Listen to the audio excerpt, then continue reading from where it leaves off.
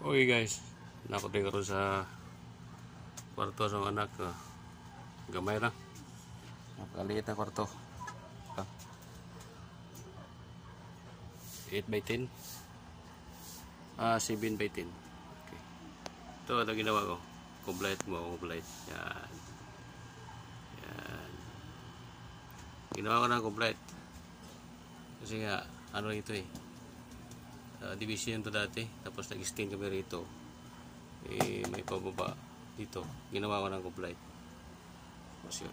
Ito na rin. Kasi may kwarto rin sa kabila.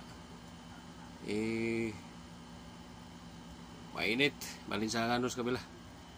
Kaya ginawa ko. Meron ko rito. Kumuha ko ng exhaust. Para may malamig rin doon. Yun. Para tipid na ba? Masira-sira ng lamig. Yan ah. Kabilang kwarto yan. Kwarto rin sa kapatid niya rin. Yun, isa lang aircon. Kaya ayun, exhaust. Ang ano lang. Kasi hindi nalagay sa taas. Dito. Okay naman. Pwede naman.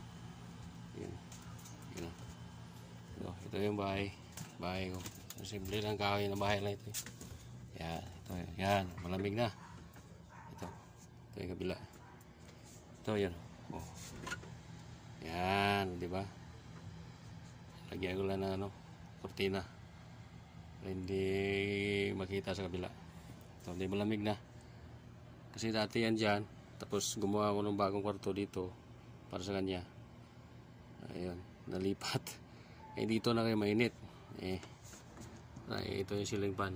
Hindi ngayon, hindi na pandali yung ceiling fan kasi mayroon na bumubuga rito na ano exhaust. Malamig na. Diba? Nakakatipid. Laging tipid ah. Ayos. Ayos bang idea? Okay. Yun lang.